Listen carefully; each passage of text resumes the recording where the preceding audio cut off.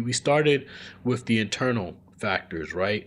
And how internally, the drugs can lead to extinction and affect your culture and society in ways internally, whether it's deteriorating your society from the inside out or actually affecting the body from the inside out.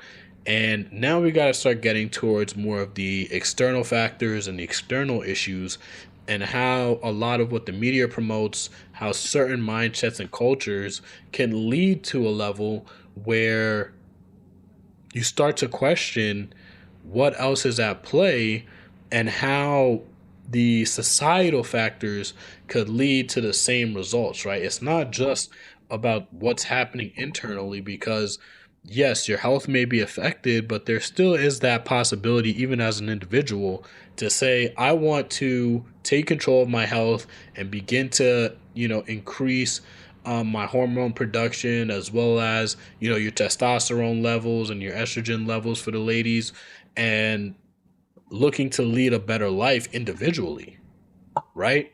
But if you still have that individual mindset, it doesn't lead to that traditional family core community structure, because you're still promoting that individuality, right? It can be healthy. You can have all the testosterone and sperm count that you want. But if you're not encouraged or incentivized to want to create a family and produce at a level to where the birth rates are steady enough to actually sustain human population and human life, I think this is where you get to, right? And the next video is going to be talking about this extensively, and it's actually in Korea, right? So this past video is from the Diary CEO. The next video is going to be from Dr. Jonathan Tom in Korea. And this is why we're saying we're going global, guys. We're going global because what happens around the world, we can start to see, and how it can affect us at home, and use this data, use these different cultures, societies, and populations in current state data, and use them to our advantage. Because at the end of the day, a lot of the ideas, mindsets, and social norms can still trickle from one culture to another, especially with how social media is now and how connected you can be across the world, right? So let's get into it. Population crisis Korea is urgent. Population crisis. Korea's birth rate just hit 0.8, one of the lowest ever recorded in human history. And just to keep in mind, guys, to avoid human extinction, we should be at about a 2, right? So per household, there should be about 2 children, 2 to 3 children being created per household in order to avoid extinction for humans. At least that's what the data says. Feminism made it impossible to make babies. Korea's #1 show recently is about a 29-year-old woman who'd rather have an AI boyfriend than a baby. It topped the charts in 3 days because every young Korean woman saw it as their autobiography.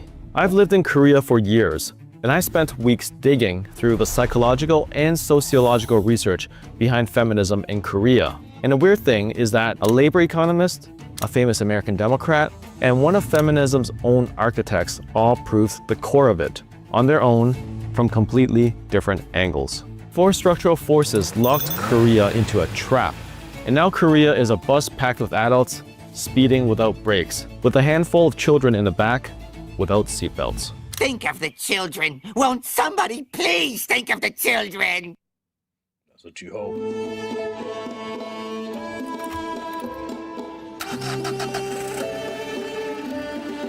Korea's population is projected to shrink from 52 million to 36 million by 2072. Its total fertility rate hit 0.8 in 2025, one of the lowest on the planet. Seoul is even worse at roughly 0.63, and about half of the country lives in Metro Seoul. For context, the US birth rate is 1.6, France is at 1.56, and Japan is at 1.15. Yet Korea is still a third below even Japan. But here's a stat that locks it in. France has nearly 6 in 10 births happening outside marriage. The UK is about 1 in 2. Korea, 5%. And if you're not married in Korea, 5% outside of marriage. Like, you would maybe think like, okay, well, maybe people aren't having families, but they're still having sex.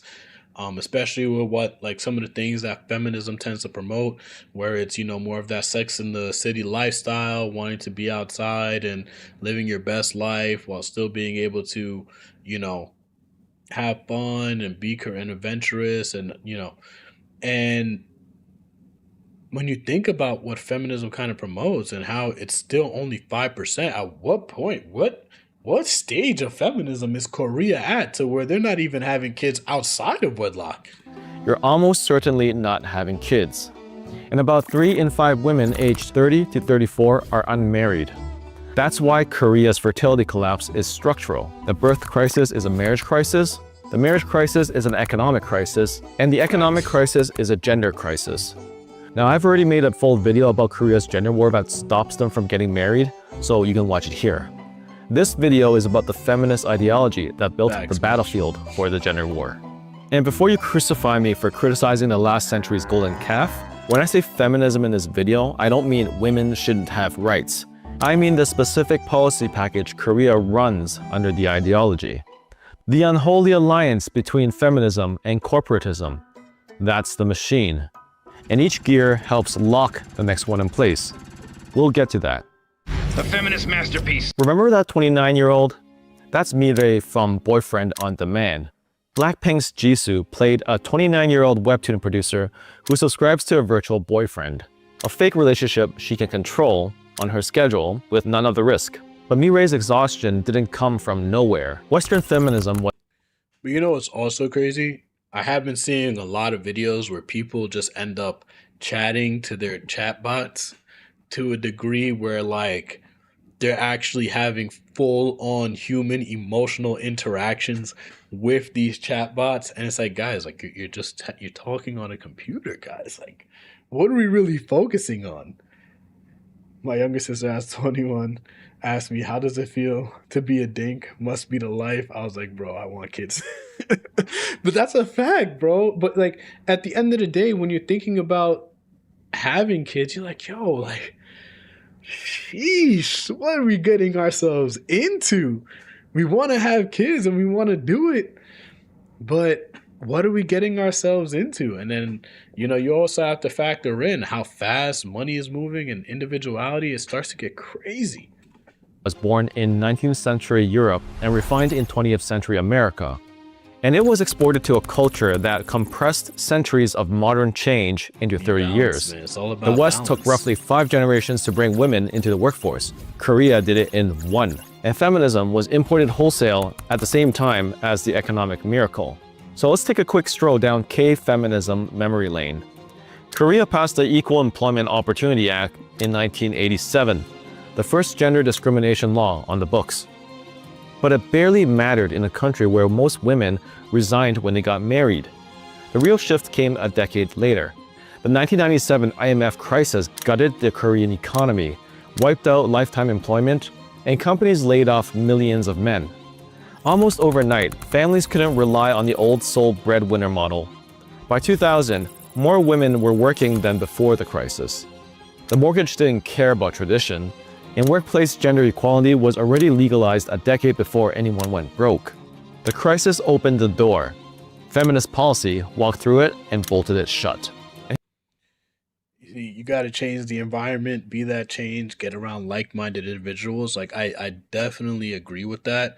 And I think the part that really confused me as well when it comes to feminism, right? And you look at what they had previously to the corporatization of the modern world and encouraging feminism, it's like you guys traded a life of being at home with children, kids, family, and creating traditions, events, and creating that home life and foundation at home, and you traded it to work for a boss and sit at a computer for 8 to 10 hours a day. And I'm assuming in a lot of these Asian companies, they're working a lot more hours because, as you said, it's work, work, work, and then you die. right? And then even to the point where retirement even isn't an option, you're like, well, I might as well just go to work so I can continue to make money so I can live the lifestyle that I want to live rather than focusing on your family and building those family traditions. Here's why. Korea runs on chaebol corporatism. Chaebols are massive family-controlled South Korean corporate conglomerates that dominate the national economy. Samsung alone accounts for roughly a fifth of the country's GDP. And the top five chaebols together make up over half. The government and the chaebols operate as a single system, and they decided to mobilize women as a labor source. In 2001, the government built a standalone Ministry of Gender Equality, aka MOGEF. By 2004, political parties got gender quotas. All new legislation started getting mandatory gender impact assessments. What the West built through decades of activism and corporate pressure, Korea legislated top-down in 7 years. And nobody stopped to ask what theoretically doubling the labor supply in a single generation would do to wages. Oh shit. Oh shit. The West is probably in the same wage trap right now. We're just in the So early the discourse stages. goes like this. Feminism doubled the workforce and halved wages. Anti-feminism critic Rachel Wilson put it plainly on Joe Rogan. In the 40s and 50s, you could be a janitor and support a family on one income. The one big thing that we changed is we pushed women into college and into the workforce. So in the span of about 20 years, we almost doubled the labor force by pushing all the women in, and men's wages have never recovered. You see, the worst part is that culture, society, women always encourage that provider mindset, right? You have to be able to provide.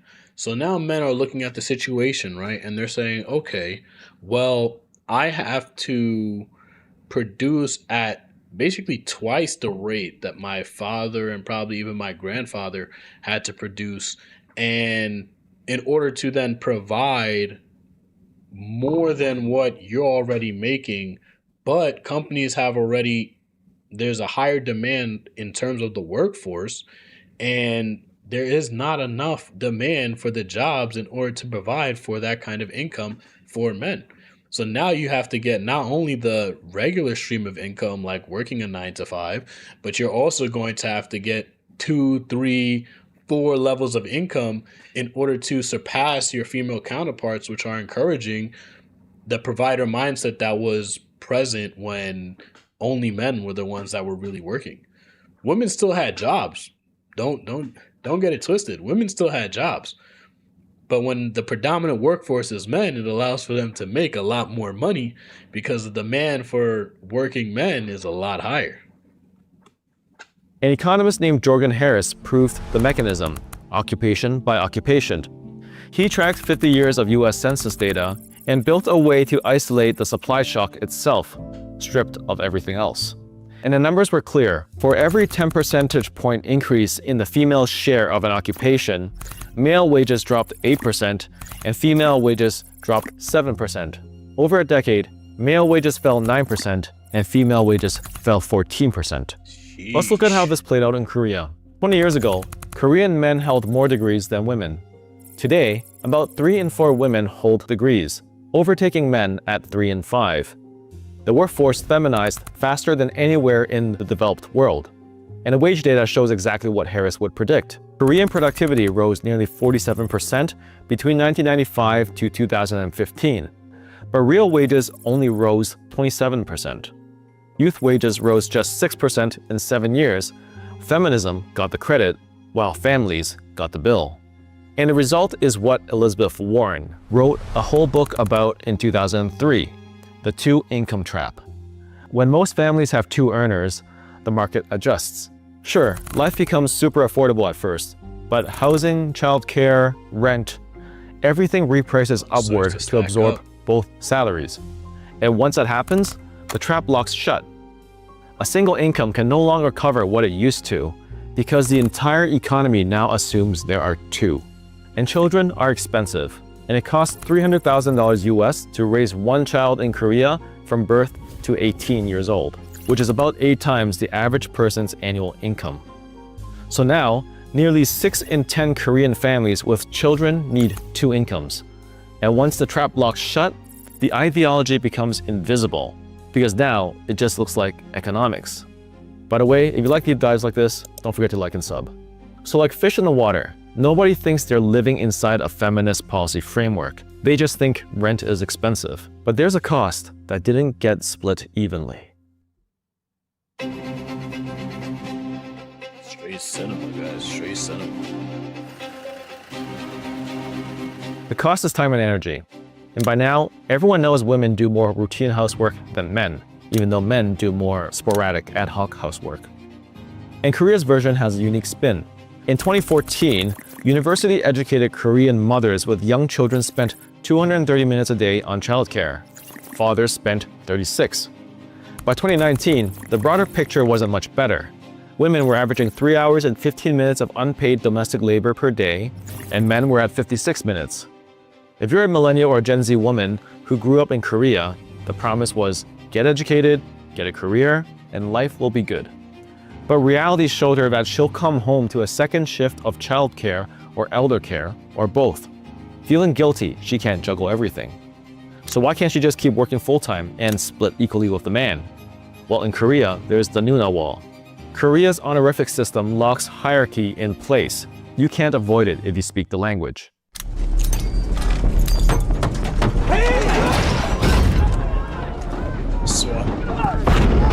Every relationship has its own word, based on age and gender. When I was a teacher in Korea, orientation taught us that when students meet for the first time, the first thing they figure out is everyone's age. Because they need to know which words to use, the workplace is no different. A younger boss can't give a Nuna a performance review without feeling like a nephew correcting his aunt at dinner. And messing up honorifics can be disrespectful in Korean workplaces. In fact, workplaces are now mandating workarounds like using English names. But then you face another challenge, since everyone's called David Kim, Lee, or Park. So, you see, now I think this is where it starts to be more specified towards Korea, but I do think the overall concepts and the overall idea of encouraging women to go into the workforce, and this is something that people have to understand, is that it's not about women's inability to work. It's not about their their inability to produce at a high level, right? It's more about how is it going to affect everyone else in the long term, right? And as he described, the dual income portion begins to create this illusion where everybody has enough money, everybody's going to be living off of this dual income, and society doesn't necessarily promote it or encourage it because of the fact that, or it encourages dual income, but it doesn't encourage the other half of life, which is the family building, the structure. And now you're going to have to really try and focus on, while having two jobs, two streams of income, now you got to try and create a family, build a foundation, and then come home to a third job at home. That is probably emotionally draining and also affects your additional streams of income in order to support that lifestyle. It starts to get to a point where you're like, yo, guys, like, well, what am I doing this for? Right? And it'll probably boil back to the morality and the religious nature, and going back to the foundation of what people were and how they lived their lives through a moral code, and allowing for that discipline within that morality to then push through in order to encourage you to make, have families, in order to encourage you to live within your role and play your role in the family structure. Right. And then if people start to fall back on being materialistic, being individuals, and promoting this mindset of having to work, and then just end up dying, what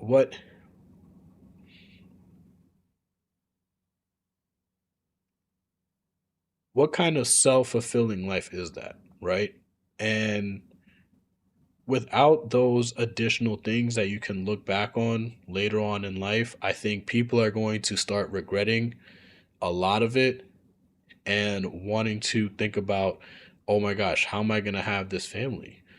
And people start to wait a lot longer to have those families because they have to try and keep up with the Joneses and just even produce a life that's worth living. So I hope you guys enjoyed this video as well. I wanted to keep it a little bit shorter so that we can stay on the main overall topics of feminism and how just this mindset has caused for just like a completely different shift in what people are encouraged to do. Like it's completely insane. Completely insane.